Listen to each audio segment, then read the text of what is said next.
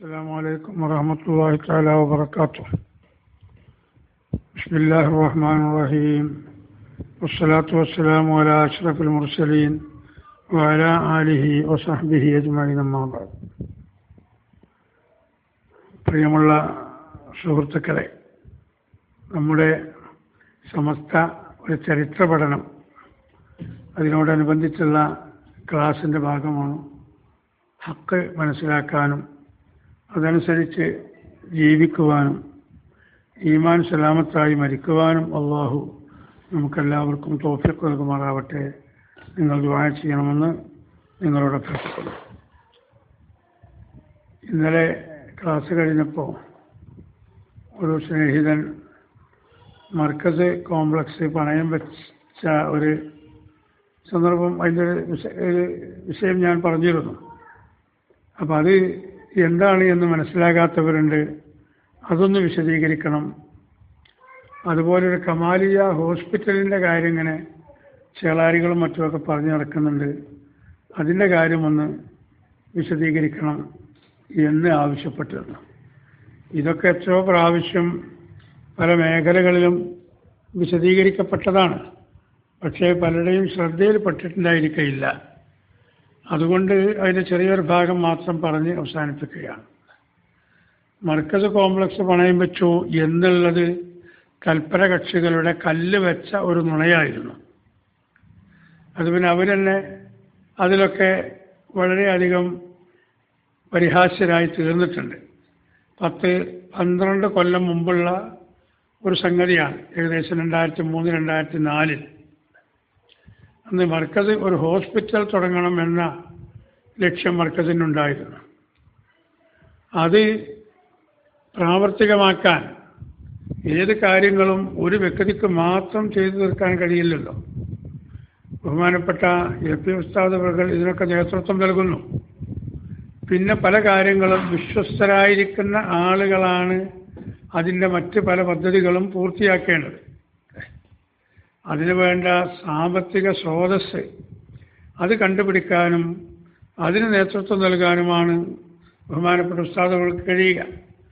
പിന്നെ മറ്റ് നിരവധി കാര്യങ്ങൾ ചെയ്യേണ്ടതുണ്ട്. അല്ലേ, ഏതൊന്നും എടുക്കുകയാണെങ്കിലും അതിന് സ്ഥലം വേണം, പിന്നെ അതിന് ബിൽഡിംഗ് വേണം, ആ സ്ഥലം രജിസ്റ്റർ ചെയ്യണം, പിന്നെ അതിൻ്റെ മറ്റ് പ്ലാനുകളും കാര്യങ്ങളൊക്കെ പാസ്സാക്കപ്പെടേണ്ട സ്ഥലത്ത് നിന്ന് പാസ്സാക്കണം, പിന്നെ ബിൽഡിങ്ങിന് പെർമിറ്റ് വേണം, പിന്നെ ഈ എടുക്കുന്ന സ്ഥാപനം ഏതോ അതിനുള്ള പെർമിറ്റ് വേറെ വേണം. അങ്ങനെ ഒരുപാട് പ്രവർത്തനങ്ങൾ ഒന്നിൻ്റെ കീഴിൽ തന്നെ ചെയ്യേണ്ടതുണ്ട്.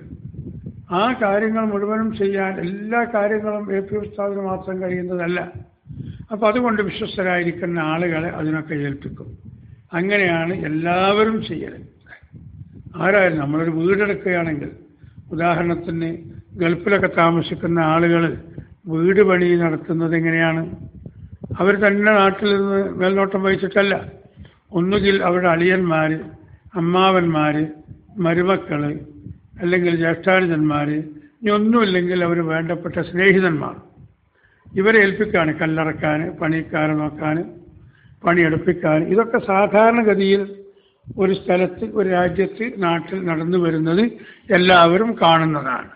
ആ അടിസ്ഥാനത്തിൽ ഈ കമാലിയ മെഡിക്കൽ കോളേജ് ഉണ്ടാക്കുന്നതിനെ കുറിച്ച് ആലോചിച്ച് പല ഉമറാക്കളെയും മറ്റുമൊക്കെ കൂടി അതിൻ്റെ ആലോചന നടന്നപ്പോൾ കോട്ടക്കൽ സ്വദേശിയായ ഖാലിദ് ആജിയും, അയാളിപ്പോഴും ജീവിച്ചിരിക്കുന്നുണ്ട്, അതുപോലെ പൊന്നാനി ആ ഭാഗത്തുള്ള ഒരു ഷെയ്ഖായൊക്കെ അഭിനയിച്ചിരുന്ന ആളുണ്ടായിരുന്നു.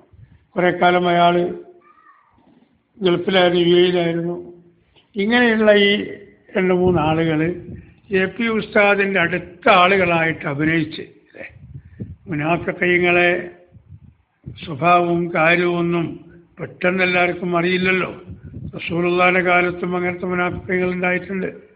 ഒരു യുദ്ധത്തിന് പോകുമ്പോൾ മദീനത്തെ പള്ളിയിൽ നിന്ന് യുദ്ധത്തിന് പോകുന്നവർക്ക് കോച്ചിങ് നൽകി ആ മദീനത്തെ പള്ളിയിൽ നിന്ന് നടക്കാനേ ഉള്ളൂ ഉഹദ് രണാങ്കണത്തിലേക്ക്. അല്ലേ, കുറഞ്ഞ ദൂരമേ ഉള്ളൂ. ഇങ്ങനെ എല്ലാവരും അള്ളാഹുവിൽ തസ്ബീഹും തഹമീദും തഹ്ലീലും തംജീദും ഉച്ചരിച്ചുകൊണ്ട് റസൂലുള്ളാഹിയുടെ നേതൃത്വത്തിൽ നടന്നു പോകുമ്പോൾ അതിൽ നിന്നും കുറച്ചങ്ങോട്ടെത്തിയപ്പോൾ കുറച്ചാളുകൾ പിന്തിരിഞ്ഞ് മടങ്ങിപ്പോന്നു. അവരിങ്ങോട്ട് തന്നെ തിരിച്ചു പോന്നു. ആരായിരുന്നു അവര്? കപടവിശ്വാസികൾ.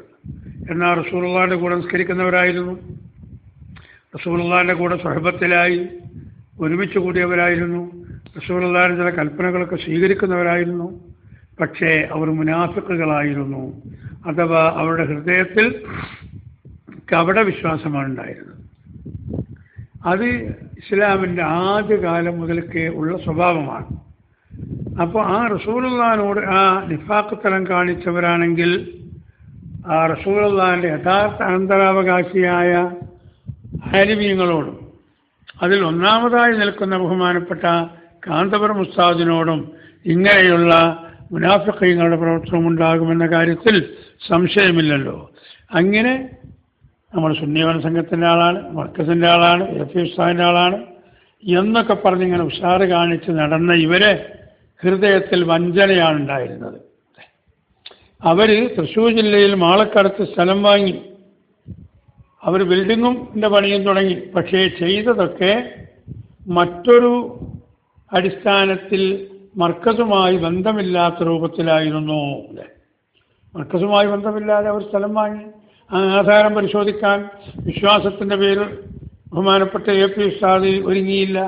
കാരണം ആ സ്ഥലം വാങ്ങിയത് എ പി ഉസ്താദിൻ്റെ പേരിലല്ല. അന്ന് ഞാൻ വിവരിച്ചതുപോലെ മർക്കസിൻ്റെ ഒരു സ്ഥലവും എ പി ഉസ്താദിൻ്റെ പേരിലില്ല. അപ്പോൾ അവരുടെ പേരിൽ സ്ഥലം വാങ്ങി, ബിൽഡിങ്ങിൻ്റെ പണിയും തുടങ്ങി. അങ്ങനെ അതിന് കുറേ കാശ് ആവശ്യമുണ്ടല്ലോ. ഈ ആവശ്യമുള്ള കാശ് അവർ സംഭരിക്കാൻ വേണ്ടി ബാങ്ക് അധികൃതരെ അവർ തെറ്റിദ്ധരിപ്പിച്ചു. കോഴിക്കോട് അന്ന് തലയുയർത്തി നിൽക്കുന്ന ബിൽഡിങ്ങുകളുടെ കൂട്ടത്തിൽ ഒന്നാമതായി നിൽക്കുന്നൊരു ബിൽഡിങ്ങാണ് മർക്കസ് കോംപ്ലക്സ്. അതിൻ്റെ റൂമുകളൊക്കെ ഒരുപാട് വാടകയ്ക്ക് പോയിട്ടുണ്ട്. അതിൽ നിന്ന് ലക്ഷങ്ങൾ ഒരു മാസത്തിൽ വരുമാനമായി വരുന്നുണ്ട്. അത് ഇവരെന്തൊക്കെയോ തട്ടി ഒപ്പിച്ച് പിന്നെ രജിസ്റ്റർ ഓഫീസിൽ നിന്ന് പകർപ്പ്, ആധാരത്തിൻ്റെ പകർപ്പ് വാങ്ങി. ആ പകർപ്പ് ബാങ്ക് അധികൃതർക്ക് അവർ തെളിവായി കാണിച്ചു കൊടുത്ത് ഈ മുനാഫിഖീങ്ങൾ ബാങ്കിൽ നിന്ന് എത്രയോ കാശ് കടം വാങ്ങിയിരുന്നു. അങ്ങനെ ബാങ്കിൽ നിന്ന് വാങ്ങി എന്നുള്ളത് ശരിയാണ്. പക്ഷെ ആ വാങ്ങിയത് ബഹുമാനപ്പെട്ട എ പി ഉസ്താദ് അവറുകളോ അല്ലെങ്കിൽ മർക്കസിൻ്റെ മറ്റ് ഭാരവാഹികളോ അറിയുന്നില്ല. പിന്നെ കാന്തപുരം ഉസ്താദ് തന്നെ ഒപ്പിട്ട് കൊടുത്തു എന്നൊക്കെ 2004 മൗദൂദികളുടെ പത്രം അതഴിഞ്ഞാടിയ കൂട്ടത്തിൽ അവർ എഴുതിയിരുന്നു. പക്ഷേ എ പി ഉസ്താദിൻ്റെയും മറ്റുള്ളവരുടെയൊക്കെ കള്ള ഒപ്പായിരുന്നു ഇവരിട്ടിരുന്നത്. പക്ഷെ ബാങ്ക് അധികൃതർ കാന്തപുരത്തിൻ്റെ പേര് കേട്ടപ്പോഴും മർക്കസിൻ്റെ പേരറിഞ്ഞപ്പോഴും കോംപ്ലക്സ് ആണെന്നറിഞ്ഞപ്പോഴുമൊക്കെ അവർ അധികമൊന്നും ശ്രദ്ധിച്ചില്ല. അങ്ങനെ ഇവർ കുറച്ച് കാശ് അവിടുന്ന് വാങ്ങുകയും ചെയ്തു. എന്നിട്ട് പിന്നെ അതിൻ്റെ പ്രവർത്തനങ്ങളൊക്കെ മറ്റൊരു നിലക്കാണെന്നറിഞ്ഞപ്പോൾ അവരെ പിടിച്ചു വെച്ച് നോക്കുമ്പോൾ ഈ ബിൽഡിങ്ങിൻ്റെയും മറ്റുമൊക്കെ ആവശ്യത്തിന് എ പി ഉസ്താദിൽ നിന്ന് തന്നെ വാങ്ങിയ ലക്ഷങ്ങളുണ്ട്. ബാങ്കിൽ നിന്ന് വാങ്ങിയത് പോട്ടെ, നമ്മളായിട്ട് ബന്ധപ്പെട്ടാൽ ഓലെന്തോ കാട്ടിക്കോട്ടെ എന്ന് വിചാരിച്ചു വിട്ടാൽ മതി അല്ലേ. ഈ വാങ്ങിയ കാശ് അവരിൽ നിന്ന് കിട്ടണം. അതിനു വേണ്ടി അവരെ പിടിച്ച് ജയിലിൽ റിമാൻഡ് ചെയ്തു. ഇവർ ജയിലിൽ കിടക്കുകയായിരുന്നു. അങ്ങനെ അവർക്ക് വേണ്ടപ്പെട്ടവരും മറ്റുമൊക്കെ മധ്യസ്ഥന് വന്ന് ഈ അവർ പിടുങ്ങിയ കാശ് മുഴുവനും തിരിച്ചു കൊടുത്തപ്പോൾ ആ പരാതി പിൻവലിച്ച് അവർ ജയിലിൽ നിന്നും പുറത്തു വന്നു. അപ്പോഴേക്കും ഈ മാളയിലുള്ള ഈ ഹോസ്പിറ്റലിൻ്റെ 1-2 ബ്ലോക്കുകളുടെ പണി ഏകദേശമൊക്കെ തീർന്നിരുന്നു. അതും അവരിൽ നിന്ന് തിരിച്ചിങ്ങോട്ട് വാങ്ങി. ആദ്യം അതിൻ്റെ രജിസ്ട്രേഷനും സ്ഥലം രജിസ്ട്രേഷനൊക്കെ അവരുടെ പേരിലായിരുന്നു. അതൊക്കെ അവരെ കൊണ്ട് ഒപ്പിടുവെച്ച് തിരിച്ച് മർക്കസിൻ്റെ പേരിൽ തിരിച്ചു വാങ്ങി. അപ്പോൾ നമ്മുടെ നഷ്ടങ്ങളൊക്കെ അൽഹംദുലില്ലാ അതുകൊണ്ട് നികത്തപ്പെട്ടു. അപ്പോഴാണ് ഇവർ മുഖേന തന്നെ ഞങ്ങൾ മർക്കസ് കോംപ്ലക്സ് പണയം വെച്ചിട്ടുണ്ട്. ആരാ പറയുന്നത്? ഈ പിടിക്കപ്പെട്ട ഈ പ്രതികൾ അവർ പ്രചരിപ്പിക്കുകയാണ്. അത് ന്യൂസ് കൊടുക്കുന്ന ആർക്കാണ്? മൗദൂദികളുടെ പത്രത്തിനാണ് അല്ലേ. മൗദൂദികൾ എന്നും എ പി ഉസ്താദിനെ എങ്ങനെയെങ്കിലും 7ാം ഭൂമിൻ്റെ അടിയിലേക്ക് ചവിട്ടി താത്താൻ പറ്റുമെന്നുള്ള അവരുടെ ശ്രമം. ആ ശ്രമം നടത്തിക്കൊണ്ടിരിക്കുന്ന അവർ അവർക്ക് കിട്ടിയ വലിയൊരു നിധി പോലെ 6-7 ദിവസം അവർ തുടർച്ചയായിട്ട് അവരെ പത്രത്തിൽ എഴുതി. നമ്മളെ പ്രവർത്തകർ പലരും തെറ്റിദ്ധരിച്ചു. നമ്മളെ നേതാക്കളിൽ പലർക്കും സംശയം ഉളവായി. മഹാനായ ഉസ്താദ് അവർകൾ വിദേശത്തായിരുന്നു. തിരിച്ചു വന്നപ്പോൾ ഏത് കാര്യമുണ്ടെങ്കിലും ബഹുമാനപ്പെട്ട ഉസ്താദ് അവർകൾ ഒക്കെ മുൻകൈ എടുത്തിട്ടാണ് ഈ കാര്യങ്ങളൊക്കെ നടത്തുന്നത്. എന്നാലും ഇങ്ങനെയുള്ള തെറ്റിദ്ധാരണകൾ വരുമ്പോൾ മഹാനായ മർഹൂം താജുൽ ഉലമ ഉള്ളാൾ തങ്ങളുടെ നേതൃത്വത്തിൽ ആലിമീങ്ങൾ ഒരുമിച്ച് കൂടുകയും ഈ കാര്യങ്ങൾ വിശദമായി ചോദിക്കുകയും മനസ്സിലാക്കുകയും ചെയ്യൽ പതിവുണ്ടായിരുന്നു. മൗദൂദികൾ അവരെ പത്രത്തിൽ ഇങ്ങനെ അഴിഞ്ഞാടിയപ്പോൾ നമ്മളെ നേതാക്കളൊന്നും ഒരു വാക്കും പ്രതികരിക്കാൻ പോയില്ല. ബഹുമാനപ്പെട്ട എ.പി. ഉസ്താദുകൾ വന്നു, മഹാനായ അവേലത്ത് തങ്ങൾ, താജുൽ ഉലമ, അതുപോലെയുള്ള പണ്ഡിതന്മാർ അവരൊക്കെ ഒരുമിച്ച് കൂടി കാര്യങ്ങൾ അന്വേഷിക്കണമല്ലോ, എന്നെങ്കിലല്ലേ ധാരണ തീരുകയുള്ളൂ.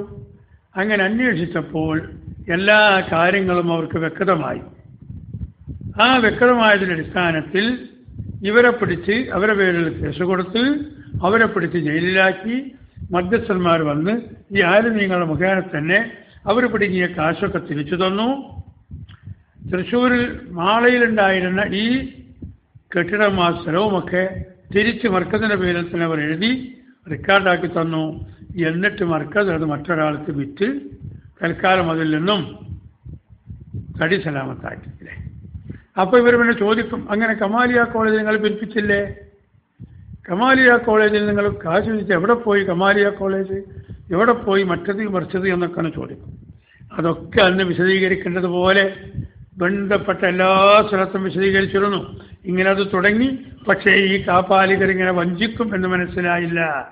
അതുകൊണ്ട് അത് നമുക്ക് ആ രൂപത്തിൽ നടത്തിക്കൊണ്ടുപോകൽ മർക്കസിന് അത് ഗുണകരമല്ലെന്ന് മനസ്സിലായപ്പോൾ അത് വിൽക്കുകയും ആ കാശ് മർക്കസിലേക്ക് ഈടാക്കുകയും എന്ന് അൽഹംദുലില്ലാഹ് നമ്മളെ നോളേജ് സിറ്റിയിൽ ഉയർന്നു വരുന്ന നമ്മുടെ യുനാനി മെഡിക്കൽ കോളേജിൻ്റെ ആ ഫണ്ടിലേക്ക് ഈ സംഖ്യയാണ് വകയിരുത്തിയിട്ടുള്ളത്.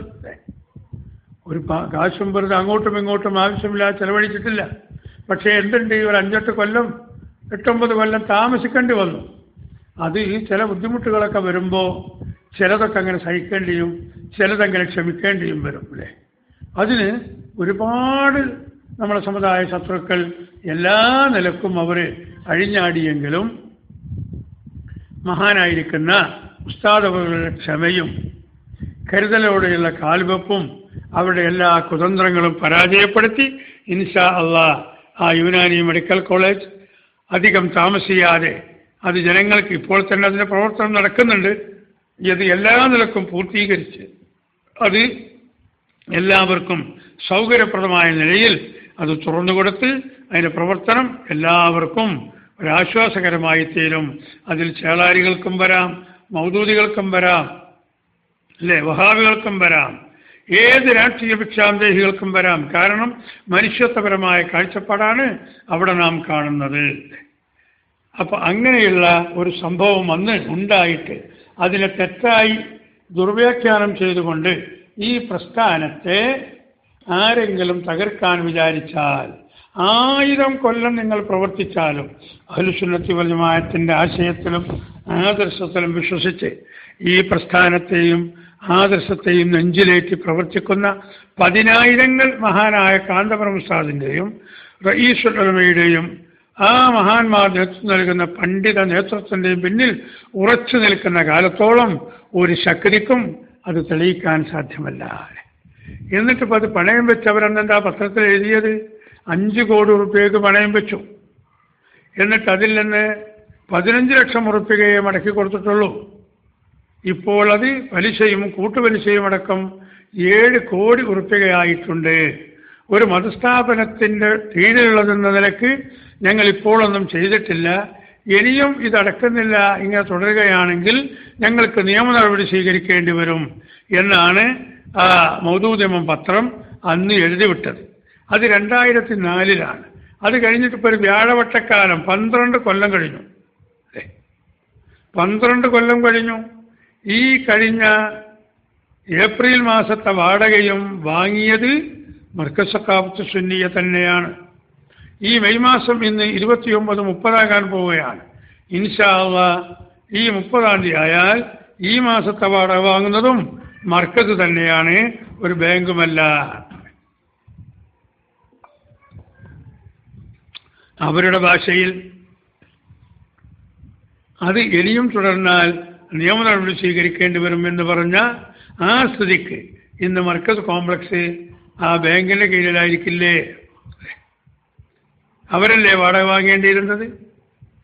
എന്നിട്ട് പിന്നെ കുറച്ച് കഴിഞ്ഞപ്പോൾ അവരെ മറ്റൊരു പ്രചരണം, യതീമക്കളുടെ പേരിൽ കാശ് പിരിച്ചുകൊണ്ട് ഈ പലിശ കൊടുത്തുകൊണ്ടിരിക്കുകയാണ്.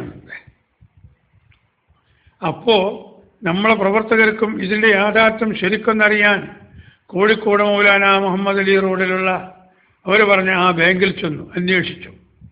അതിന്റെ മാനേജർ കാര്യങ്ങളൊക്കെ അവർക്ക് വ്യക്തമാക്കി കൊടുത്തു. ഇങ്ങനെ വലിയൊരു പ്രസ്ഥാനത്തിന്റെ പേരിലായതുകൊണ്ട് ഞങ്ങൾ ചിന്തിക്കാതെ മറ്റൊരുടെ വാക്കിന് വശംവദനായി, ഈ ഖാലിദാജിയൊക്കെ നല്ല വാചാലനാണ്, ആരും അയാളെ വാക്കിൽ വീണു പോകും. അങ്ങനത്തെ ഒരു കഴിവുള്ള ആളാണ് മൂപ്പർ. ഉള്ള കഴിവ് ഉള്ളതുപോലെ നമ്മൾ അംഗീകരിക്കണമല്ലോ. പക്ഷെ അത് ദീനിന്റെ വിരുദ്ധ നിലപാടിലായിപ്പോയി എന്നതേ സങ്കടമുള്ളൂ. അങ്ങനെ അവരോട് ഞങ്ങൾ നിയമ നടപടി സ്വീകരിച്ച് ഞങ്ങൾ കൊടുത്ത കാശും അതിനെന്തൊക്കെ ബാങ്കിന് കിട്ടണം അതൊക്കെ ഞങ്ങൾ ഓരോട് വാങ്ങിയിട്ടുണ്ട്. കാന്തപുരം AP അബൂബക്കർ മുസ്ലിയാർ ഇതിലൊന്നും ഒരു നിലക്കും ബന്ധപ്പെട്ട ആളെ അല്ല. എന്നിട്ടും കുറച്ചു കാലം ഇവരിങ്ങനെ അഴിഞ്ഞാടി നടന്നു. എന്നിട്ട് ഗതികിട്ട പ്രേതം കണക്കെ ഏതോ കടലിലോ അല്ലെങ്കിൽ മലന്റെ മുകളിലോ പോയി അവരൊളിച്ചിരിക്കും. ഇനി എന്തെങ്കിലും ഒന്ന് കിട്ടുന്നുണ്ടോ എന്ന് നോക്കാൻ വേണ്ടി. അപ്പൊ പ്രിയമുള്ള സഹോദരന്മാരെ, മർക്കസിന്റെ കോംപ്ലക്സ് അങ്ങനെ ഒന്നിലും കൊണ്ടുപോയി പണയം വെച്ചിട്ടില്ല. കേരളത്തിലുള്ള കോഴിക്കോട്ടുള്ള ഏറ്റവും പ്രമുഖമായിരിക്കുന്ന ബാങ്കാണെന്ന് സ്റ്റേറ്റ് ബാങ്ക്. അതിൻ്റെ ഒരു ബ്രാഞ്ച് അതിന് മർക്കസ് കോംപ്ലക്സിൽ സൗകര്യപ്പെടുത്തി കൊടുത്താൽ ലക്ഷങ്ങൾ വാടക കിട്ടും. അത് ഒരുപാട് കൊല്ലത്തേക്ക് ഒന്നായിട്ട് എഗ്രിമെന്റ് ചെയ്ത് കൊടുക്കുകയാണ്.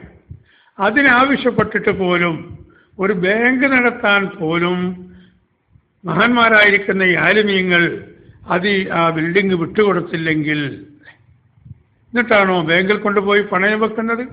നിങ്ങൾ കോഴിക്കോട് മർക്കസ് കോംപ്ലക്സിൽ ഒന്ന് പോയി നോക്ക്. ആ കോംപ്ലക്സിൽ ഇസ്ലാമിക വിരുദ്ധമായ എന്തെങ്കിലും കച്ചവടങ്ങളോ ഓഫീസുകളോ സ്ഥാപനങ്ങളോ ഉണ്ടോ എന്ന്. അത് വാടകയ്ക്ക് നൽകുമ്പോൾ തന്നെ കരാർ എഴുതുന്ന കാര്യമാണത്. ഒരാൾ വാടകയ്ക്കെടുത്ത് പിന്നെ അത് മറിച്ച് വേറെ ആൾക്ക് കൊടുത്ത് എന്നിട്ട് ഓൻ അവിടെ ഒരു വൈൻ ഷോപ്പ് തുടങ്ങിയെന്നില്ല.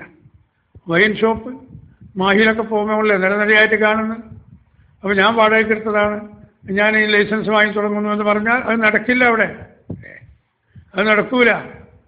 മർക്കസിന്റെ ഓഡിറ്റോറിയമുണ്ട്, അത് ഏതെങ്കിലും പാർട്ടിക്ക് അവർക്ക് നമ്മൾ വാടകയ്ക്ക് കൊടുക്കും. പക്ഷേ നിബന്ധന എന്താണ്? അതിൽ ലഹരി പദാർത്ഥങ്ങളൊന്നും ഉപയോഗിക്കാൻ പാടില്ല എന്നാണ് നിയമം. അത്ര കർക്കശമായി കൈകാര്യം ചെയ്യുന്ന ഒരു ബിൽഡിംഗ്, അതിൻ്റെ നേതാക്കൾ എന്നിട്ടിത് ബാങ്കിൽ പണയം വെച്ചു എന്ന ഏറ്റവും ജുഗുപ്സാവഹമായിരിക്കുന്ന ഒരു ആരോപണം ഉന്നയിച്ച് ഈ പ്രസ്ഥാനത്തെ തകർക്കാനാണ് അവരുടെ ലക്ഷ്യമെങ്കിൽ അള്ളാഹുവിൻ്റെ സഹായം ഞങ്ങൾക്കുണ്ടെന്ന് മാത്രം പറഞ്ഞ് ആ ഭാഗം ഞാൻ അവസാനിപ്പിക്കുകയാണ്. അങ്ങനെയാണ് കമാലിയ മെഡിക്കൽ കോളേജും അതുപോലെ ഇത് പണയം വെച്ചു എന്നുള്ള ഈ ദുരുപദിഷ്ടമായിരിക്കുന്ന കള്ളത്തരമായിരിക്കുന്ന വാർത്തകളുമെന്ന് പ്രിയമുള്ള സഹോദരന്മാരെ മനസ്സിലാക്കണം. അറിയാത്തവർക്ക് ഇത് ഷെയർ ചെയ്ത് കൊടുത്ത് ഇത് അറിയിച്ചു കൊടുക്കുകയും വേണമെന്ന് നിങ്ങളോട് അഭ്യർത്ഥിച്ച് ആ ഭാഗം ഞാൻ നിർത്തിവെക്കുന്നു. എന്നിട്ടോ ഇവരിപ്പോൾ ഇന്നും നിലയിൽ തുടങ്ങിയതൊന്നുമല്ല. ഇത് ഈ ബിൽഡിങ്ങിന്റെ പണി തുടങ്ങുമ്പോൾ തന്നെ ഉണ്ടായിരുന്നു. എന്തായിരുന്നു അതിൻ്റെ ആദ്യത്തെ അവസ്ഥ? അതുകൂടി ഒന്ന് വിശദീകരിച്ച് ഇൻഷാ അല്ലാഹ് നമുക്ക് മറ്റു കാര്യങ്ങളിലേക്ക് കിടക്കാം. 1984-85 കാലങ്ങളിൽ മർക്കസ് സഖാഫത്ത് സുന്നയിലുള്ള യതീമക്കൾക്കും അവിടെ ശരീഅത്ത് കോളേജിൽ പഠിക്കുന്ന കുട്ടികൾക്കും ഭക്ഷണാവശ്യത്തിനെന്ന നിലയ്ക്ക് ഒരു വരുമാനമാർഗം എന്ന് കരുതി കോഴിക്കോട് മാവൂർ റോഡിൽ ഈ മർക്കസ് കോംപ്ലക്സ് നിൽക്കുന്ന സ്ഥലം വിലക്ക് വാങ്ങുകയാണ്. അതെ, 1 ഏക്കർ സ്ഥലം ആയിരുന്നു ആദ്യം അതിന് പറഞ്ഞിരുന്നത്. അന്ന് അവിടെ ഒരു ചളിക്കുണ്ടാണ്. ചളി കെട്ടി നിൽക്കുന്ന കോഴിക്കോട് മാവൂർ റോഡിൽ അന്ന് മാവൂർ റോഡ് തിരിയുന്ന ആ ജംഗ്ഷൻ മുതൽ ഇന്ന് ബേബി ഹോസ്പിറ്റൽ നിലനിൽക്കുന്ന ആ സ്ഥലം വരെ ഒരു ബിൽഡിങ്ങും എവിടെയും ഇല്ല. തുടക്കത്തിൽ KSRTCയുടെ പഴയ ഒരു സ്റ്റാൻഡുണ്ട്, അതിൻ്റെ പുറത്ത് ആ സാഗർ റെസ്റ്റോറൻറ്റ് നിൽക്കുന്ന ഒരു പഴയ കെട്ടിടവും, അത് കവിഞ്ഞാൽ ഈ രണ്ട് ഭാഗത്തും ഒന്നും എവിടെയും ഇല്ല. അങ്ങനത്തെ രണ്ട് ഭാഗവും ചളിക്കൊണ്ട് നിൽക്കുന്ന ആ സ്ഥലം, അതിനുള്ള ഒരു സ്ഥലം അഥവാ ഒരേക്കർ കൂളിമാടുകാരൻ ഒരു ഹിന്ദു സഹോദരൻ്റെതായിരുന്നു. അത് 42 ലക്ഷം ഉറുപ്പിക വില പറഞ്ഞ് അത് കച്ചവടമാക്കി. ഒരേക്കർക്ക് 42 ലക്ഷം ഉറുപ്പിക വില പറഞ്ഞ് അത് കച്ചവടം ആക്കി. അങ്ങനെ കച്ചവടമാക്കിയതിന് ശേഷമായിരുന്നു മർക്കസ് കമ്മിറ്റിയിൽ ഈ വിവരം അവതരിപ്പിക്കുന്നത്. സത്യത്തിൽ മർക്കസ് കമ്മിറ്റിയിലുള്ള എല്ലാവരും അതിനെതിരായിരുന്നു. അന്ന് മഹാനായ മർഹൂം ശംസുൽ ഉലമ മഹാനവറുകളാണ് മർക്കസിൻ്റെ പ്രസിഡന്റ്. ബഹുമാനപ്പെട്ടവരും അന്ന് മർഹൂം അവേലത്ത് കുഞ്ഞുസീതി കോയത്തങ്ങളും മർക്കസിൻ്റെ ട്രഷറർ കൊടുവള്ളി അധികാരി എന്ന പേരിൽ അറിയപ്പെടുന്ന കുഞ്ഞഹമ്മദാജിയും AP ഉസ്താദും അല്ലാത്ത ബാക്കി മുഴുവൻ ആളുകളും ഈ സ്ഥലം എടുത്തതിന് അന്നെതിരായിരുന്നു. കാരണം ആർക്കും വേണ്ടാത്ത സ്ഥലം ആ ചളിക്കുണ്ടാണ് വാങ്ങിയിട്ടുള്ളത്. അതും 984 അപേക്ഷിച്ച് ഈ 42 ലക്ഷം ഉറുപ്പിക എന്നത് വളരെ വലിയ സംഖ്യയാണ്. ആ സംഖ്യ ദുരുപയോഗം ചെയ്യുകയാണോ എന്ന് പോലും ചില ആളുകൾ യോഗത്തിൽ വെച്ച് ചോദ്യം ചെയ്തു. അവസാനം പിന്നെ അവർ ഏതൊക്കെ നിലക്ക് അടങ്ങി. അതിൻ്റെ മറ്റു പല പശ്ചാത്തലവുമുണ്ട് ഞാനുമായൊക്കെ ബന്ധപ്പെട്ട്, അതൊന്നും ഞാനിവിടെ പറയുന്നില്ല. നമ്മുടെ KMIC ക്ലാസ് റൂമിലൂടെ ഞാനതൊക്കെ വിശദമായി പറഞ്ഞതുമാണ്. അങ്ങനെ ആ സ്ഥലം വിലക്ക് വാങ്ങിയപ്പോൾ അല്ലാഹു സുബ്ഹാനഹു വ തആല ആ ഭാഗത്ത് ബർക്കത്ത് ചെയ്തതാണ് മെഫ്യൂസൽ ബസ് സ്റ്റാൻഡ്. ആദ്യം അതിവിടെ മൊയ്തീൻ പള്ളിയുടെ മുന്നിലാണ് ഉണ്ടായിരുന്നത്. മൊയ്തീൻ പള്ളിയുടെ മുന്നിൽ ആയിരുന്നു ഉണ്ടായിരുന്നത്. അത് ഒന്ന് വിപുലമായിട്ട് ഇങ്ങോട്ടേക്ക് മാറ്റാൻ തീരുമാനിച്ചു. അപ്പോൾ ബസ് സ്റ്റാൻഡ് അതിനുശേഷം വന്നതാണ്. മർക്കസിൻ്റെ കോംപ്ലക്സിന് വാങ്ങി സ്ഥലം വാങ്ങി മണ്ണിട്ട് നികത്തി അതിൻ്റെ പണി തുടങ്ങുന്ന സമയത്താണ് പിന്നെ മറ്റു പലരും അവിടെ ഇങ്ങനെ സ്ഥലം അപ്പുറവും ഇപ്പുറമൊക്കെ വാങ്ങാൻ തുടങ്ങിയത്. അങ്ങനെ വാങ്ങിയിട്ടാണ് ഇന്ന് അവിടെ വലിയ ഒരു ബസാറായി, വലിയൊരു ടൗണായി. മാത്രമല്ല ജനത്തിരക്ക് കാരണം ഓവർ ഫ്ലൈ വരെ വെച്ച് അല്ലേ, മർക്കസ് കോംപ്ലക്സിൻ്റെ മുന്നിൽ നിന്നാണ് അഥവാ കുറച്ച് അപ്പുറത്തുനിന്നാണ് ആ ബ്രിഡ്ജ് തുടങ്ങുന്നത്. അത്ര വരെ ജനസാന്ദ്രതയുള്ളൊരു സ്ഥലമായി മാറി അത്. അങ്ങനെ ആ ബിൽഡിങ്ങിൻ്റെ പണി അന്ന് നടക്കുമ്പോൾ ഇന്നത്തതുപോലെ അവിടെ റോഡും മറ്റുമൊന്നും വിശാലമായിട്ടില്ല. ആ ബിൽഡിംഗ് ആണെങ്കിലോ ഈ ചളിക്കുണ്ടിലിങ്ങനെ മണ്ണിട്ട് നികത്തി അതിൻ്റെ ഫൈലിംഗ് അടിച്ച് അങ്ങനെയുള്ള പണിയാണ് തുടങ്ങുന്നത്. അപ്പോൾ അതിൻ്റെ ചെറിയ ഒരു മൂല അഥവാ ഏകദേശം ഒരു 1/4 മീറ്റർ ഈ അതിർത്തിക്ക് ഇപ്പുറത്ത് അഥവാ റോഡിൻ്റെ സ്ഥലത്തായി എന്നതൊരു സത്യമായിരുന്നു. അങ്ങനെ കോഴിക്കോട് കോർപ്പറേഷൻ്റെ ആളുകളൊക്കെ വന്ന് പിന്നീട് അത് അളന്ന് നോക്കുമ്പോൾ ഒരല്പം എന്ന് പറഞ്ഞാൽ ഒരു 1.5 മുഴം സ്ഥലം ഈ റോഡിൻ്റെ പരിധിയിലാണ്. അപ്പോൾ അധികൃതർ പറഞ്ഞു ഇത് കുറച്ച് ബുദ്ധിമുട്ടാണ്, അപ്പോൾ നമ്മൾ വേണ്ടതുപോലെ ചെയ്യാം. അത് പിന്നെ മാറ്റിയിട്ടുണ്ട്, ലേശം അവിടെ അങ്ങനെ ക്രോസാക്കി കൊണ്ടുവന്നു. ആ സമയത്തായിരുന്നു കോഴിക്കോട് കോർപ്പറേഷനിലേക്കുള്ള തെരഞ്ഞെടുപ്പ് നടന്നിരുന്നത്. ഈ ബിൽഡിങ്ങിനെ പണിയെടുക്കുമ്പോൾ ആ സമയം വരെ കോഴിക്കോട് കോർപ്പറേഷൻ രൂപീകരിച്ചിട്ട് സമുദായ രാഷ്ട്രീയ പാർട്ടിയായിരുന്നു കോർപ്പറേഷൻ ഭരിച്ചിരുന്നത്. അപ്പോൾ AP ഉസ്താദ് ഈ പദ്ധതിയൊക്കെ തുടങ്ങാൻ പോകുമ്പോൾ അതിൽ വിളറി പൂണ്ട വഹാബികൾ ഈ രാഷ്ട്രീയ കുപ്പായമണിഞ്ഞ് രംഗത്ത് വന്ന് ഇങ്ങനെ വളരെ കൂടുതൽ AP ഉസ്താദിന് ഉറഞ്ഞു തുള്ളുന്ന കാലമാണ്.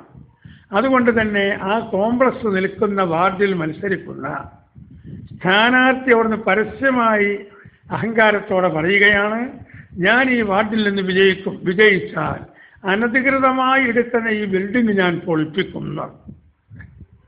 ബിൽഡിംഗ് പൊളിപ്പിക്കാതെ മുഴുവൻ പൊളിപ്പിക്കുന്ന ആളതിൻ്റെ അർത്ഥം. നമുക്ക് കുറച്ച് ബേജാറൊക്കെ ഉണ്ടായി. കാരണം രാഷ്ട്രീയക്കാർ വിചാരിച്ചാൽ പലതും നടക്കുമല്ലോ. ബഹുമാനപ്പെട്ട AP ഉസ്താദിനൊന്നും ഇന്നുള്ള അത്ര സ്വാധീനം അന്ന് വന്നിട്ടുമില്ല. ഇന്നിപ്പോൾ അതൊന്നും എന്ത് പറഞ്ഞാലും നടക്കൂല എന്നുള്ളതൊക്കെ അറിയാം. അങ്ങനെ തെരഞ്ഞെടുപ്പ് കഴിഞ്ഞു. തെരഞ്ഞെടുപ്പിന് ആകെ ഒരു മാസം 20 ദിവസമൊക്കെ അല്ലേ ഉണ്ടാവുള്ളൂ. തെരഞ്ഞെടുപ്പ് കഴിഞ്ഞപ്പോൾ അവൻ തോറ്റു എന്ന് മാത്രമല്ല, ആ സ്ഥാനാർത്ഥി തോറ്റു എന്ന് മാത്രമല്ല, കോഴിക്കോട് കോർപ്പറേഷന്റെ ഭരണം തന്നെ ഈ സമുദായ രാഷ്ട്രീയ പാർട്ടിക്ക് നഷ്ടപ്പെട്ടു. എന്നിട്ടോ ആ കാലം മുതൽ 84 മുതൽ പിന്നെ ഇന്ന് വരെ, ഇപ്പോൾ 2 മാസം മുമ്പ് നടന്നല്ലോ തെരഞ്ഞെടുപ്പ്, 2016 വരെ നടന്ന ഒരൊറ്റ തെരഞ്ഞെടുപ്പിലും ഈ പാർട്ടിക്ക് പിന്നെ അവിടെ ഭരിക്കാൻ കഴിഞ്ഞിട്ടില്ല. അവരുടെയൊക്കെ ഒരു സീറ്റ് കിട്ടലുണ്ട്. അങ്ങനെ പരീക്ഷണത്തിന്റെ തീച്ചൂളയിൽ ഉയർന്നു വന്ന സ്ഥാപനമാണത്. നാം മനസ്സിലാക്കണം. ഇതൊന്നും പലർക്കും നമ്മുടെ ചെറുപ്പക്കാർക്ക് അറിയില്ല. മനസ്സിലാക്കണം. ത്യാഗത്തിന്റെ കടുപ്പം നാം അറിയണം. ആരെങ്കിലും ഏതെങ്കിലും ഭാഗത്തുനിന്ന് രണ്ടും കെട്ട് ഉറഞ്ഞു തുള്ളുമ്പോഴേക്ക് ഒന്നിങ്ങനെ ഊതിയാൽ പോകുന്ന അപ്പൂപ്പൻ താടി പോലെയുള്ള വിശ്വാസമല്ല സുന്നി പ്രവർത്തകരെ നമുക്ക് വേണ്ടത്. തെറ്റിദ്ധാരണകളും കള്ളപ്രചരണങ്ങളും അതെപ്പോഴും എല്ലാവരും അഴിച്ചുവിടും. ഇസ്ലാമിൻ്റെ പൂർവാധികമുള്ള ശക്തി മദീനയിൽ പ്രചരിച്ചു വരുന്ന വളർന്നു വരുന്ന സമയത്തല്ലേ മഹദിയായ ആയിഷ ബീവിക്കെതിരെ ഒരാരോപണം ഉന്നയിച്ചുകൊണ്ട് ശത്രുക്കൾ അടിഞ്ഞാടിയത്? അല്ലാഹു തആല 24 മണിക്കൂർ കൊണ്ട് അതിന് തീരുമാനമാക്കിയോ? ദിവസങ്ങൾ കഴിഞ്ഞില്ലേ? റസൂലുള്ളാഹി വിഷമിച്ചില്ലേ? ഇസ്ലാമിൻ്റെ ഒന്നാമത്തെ ഖലീഫ വിഷമിച്ചില്ലേ? ഒന്നാമത്തെ ഖലീഫയുടെ മകൾ റസൂലുള്ളാഹിയുടെ പ്രിയപ്പെട്ട ഭാര്യ വിഷമിച്ച് ടെൻഷനായി രോഗബാധിതയായില്ലേ? ഇങ്ങനെയൊക്കെ തീക്ഷ്ണമായ പരീക്ഷണങ്ങൾ അനുഭവിച്ചതിന് ശേഷം അല്ലാഹു സുബ്ഹാനഹു വ തആല മുസ്ലിം ഉമ്മത്തിന് സത്യം വെളിപ്പെടുത്തി കൊടുത്തു. അതിൻ്റെ ഇടയ്ക്ക് ചില ആളുകളൊക്കെ കൊഴിഞ്ഞു പോകാനുണ്ടായിരുന്നു. അവരൊക്കെ അല്ലാഹു തആല നീക്കിക്കളഞ്ഞ് ഇസ്ലാമിനെ സ്ഫുടമാക്കിയെടുത്തു. അതിന് ഈ ആരോപണങ്ങളും അപവാദങ്ങളും കള്ളപ്രചരണങ്ങളും അസൂയക്കാരുടെ കുത്തിത്തിരിപ്പുകളുമൊക്കെ വേണം.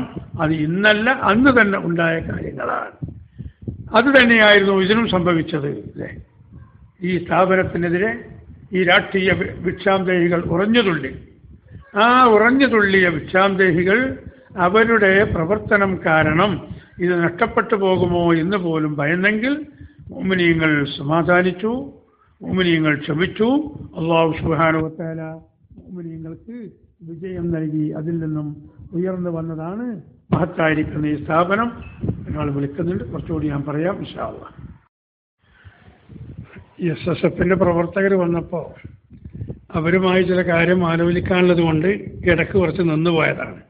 കാരണം എല്ലാ കാര്യമുള്ള നടക്കുക, അതുകൊണ്ടാണ് ഒരല്പം താമസിച്ചത് എന്ന് അറിയിക്കുന്നു. അങ്ങനെ ആ മർക്കസിൻ്റെ കോംപ്ലക്സിൻ്റെ പണി തുടങ്ങി. ഇവരെ ഈ കുതന്ത്രങ്ങളൊന്നും നടക്കില്ല എന്നവർക്ക് മനസ്സിലായി. അതിൻ്റെ പണി ഏകദേശം പൂർത്തിയായി. എന്ന് പറഞ്ഞാൽ ഷട്ടർ ഇട്ട് പിന്നെ തേപ്പൊക്കെ കഴിഞ്ഞ് ഇങ്ങനെ വൈറ്റ് വാഷിൻ്റെയും ഒരു പെയിൻറ്റിങ്ങിൻ്റെയും ഒക്കെ രംഗത്ത് വന്നപ്പോൾ സമുദായ രാഷ്ട്രീയക്കാരുടെ പത്രത്തിൽ ഒരു വാർത്ത, ഏതോ 4 റൂം അടച്ചിട്ട് അതിൻ്റെ ഫോട്ടോ അതിൽ കൊടുത്തിട്ടുണ്ട്. എന്നിട്ട് എന്താണ് ഇതിൽ റിപ്പോർട്ട് എന്നറിയോ? കോഴിക്കോട് പട്ടണത്തിലൊന്നും ഇപ്പോൾ വാടകയ്ക്ക് ആരും വാങ്ങാൻ ആളില്ല. പീടികയൊക്കെ പൂട്ടിക്കിടക്കുകയാണ്. പീടിക മുഴുവനും പൂട്ടിക്കിടക്കുകയാണ്. എന്നിട്ട് ആ റിപ്പോർട്ട് ഇങ്ങനെ പൂട്ടിക്കിടക്കുന്ന ആ സ്ഥലത്താണ് ഇപ്പോൾ വലിയ ബിൽഡിംഗ് എടുക്കുന്നത്. എന്തായിരുന്നു അതിന് പിന്നിലുള്ള ഗൂഢോദ്ദേശം? സാധാരണക്കാരിൽ നിന്ന് സംഭാവന വാങ്ങി 5ഉം 50ഉം 500ഉം 5000 ഒക്കെ വാങ്ങിയിട്ടാണ് ഈ സ്ഥാപനം എടുക്കുന്നത്. അപ്പോൾ ആ സ്ഥാപനം എടുത്ത് പൊന്തി വന്നപ്പോൾ ആളുകളെ അറിയിക്കുന്നത് എന്താണ്? നിങ്ങൾ കൊടുത്ത പൈസയൊക്കെ വെറുതെ ആയി. അങ്ങനെ വലിയൊരു ബിൽഡിംഗ് അവിടെ എടുത്തു എന്നല്ലാതെ അത് വാടകയ്ക്ക് വാങ്ങാൻ ആരും വരില്ല. എന്നിട്ട് ജനങ്ങളെ നിരാശരാക്കണം. എന്നിട്ട് ഈ സുന്നത്ത് ജമാഅത്തിന്റെ പ്രവർത്തനങ്ങളിൽ നിന്ന് ആളുകളെ പിറകോട്ട് വലിക്കണം. ഇതായിരുന്നു ഈ സമുദായ ദ്രോഹികളുടെ മനസ്സിലുള്ള ആശ. പക്ഷേ ഇവരുണ്ടോ അറിയുന്നത്? ഇതിൻ്റെ പ്രവർത്തനം തുടങ്ങുന്ന സമയത്ത് തന്നെ അതിൻ്റെ പ്ലാൻ കണ്ടിട്ട് ഓരോരുത്തർ റൂം അഡ്രസ്സ് തന്നു വാങ്ങിയിട്ടുണ്ട്. ആ അഡ്വാൻസ് കിട്ടിയ സംഖ്യ കൊണ്ടാണ് അതിന് മേലേക്ക് പിന്നെ എടുത്തിട്ടുള്ളത്. 5 ലക്ഷവും 10 ലക്ഷവും ഒക്കെ അഡ്വാൻസ് വാങ്ങിയിട്ട് ഓരോരുത്തരോടും സ്ഥലത്തിനനുസരിച്ച് മുന്നിലും ബേക്കിലും ഉള്ളിലും പല രൂപത്തിലുമാണല്ലോ ഉള്ളത്, പല രൂപത്തിലുമാണുള്ളത്. അങ്ങനെ ആ അഡ്വാൻസ് വാങ്ങിയ സംഖ്യ ഇവർക്ക് നഷ്ടപ്പെട്ടു പോയി എന്ന് വരുത്തി തീർക്കാൻ വേണ്ടി ഈ സമുദായ ദ്രോഹികൾ കഠിനമായി പരിശ്രമിച്ചു. അല്ലാഹു തആല അതൊക്കെ പരാജയപ്പെടുത്തി. എന്നിട്ടത് വളർന്നു വന്ന് ഇന്നതിൻ്റെ മുഴുവൻ റൂമുകളും വാടകയ്ക്ക് പോയി. അൽഹംദുലില്ലാഹ് നല്ലൊരു സംഖ്യ മാസത്തിൽ അതിന് മർക്കസിന് വരുമാനം കിട്ടുന്നുണ്ട്. ഇങ്ങനെ പല കുൽസിതശ്രമങ്ങൾ നടത്തിയവരാണ് ഈ വിഭാഗമെന്ന് എല്ലാവരും മനസ്സിലാക്കണം എന്നാവശ്യപ്പെട്ട് മുസ്ലിം ജമാഅത്തിൻ്റെ ഒരു യോഗം ഇപ്പോൾ ഉള്ളതിൻ്റെ പേരിൽ ഇൻഷാ അല്ലാഹ് ഒരു 10-25-30 മിനിറ്റ് ഉള്ള ഒരു ക്ലാസ് ഇന്ന് നടന്നിട്ടുള്ളൂ. ബാക്കി ഇൻഷാ അല്ലാഹ് നമുക്ക് നാളെ പറയാം. ചോദിക്കാൻ